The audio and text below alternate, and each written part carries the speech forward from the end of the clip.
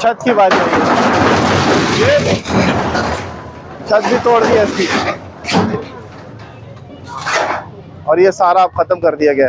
अब वहां से उस तरफ से दूसरी तरफ से इसको तोड़ा जाएगा ताकि ये रिक्शे और ये जो गाड़ी खड़ी की इन्होंने कि ये अगर इनके खड़े होने की वजह से ये दीवार नहीं टूटेगी तो ये गलत फहमी है दुकान के मालिक की, ये तोड़ा जाएगा इसको।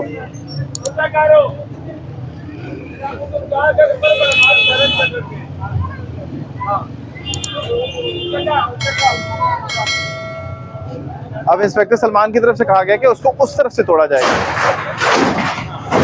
अब यहाँ से तोड़ा जाएगा इसको और अंदर चले जाएगा।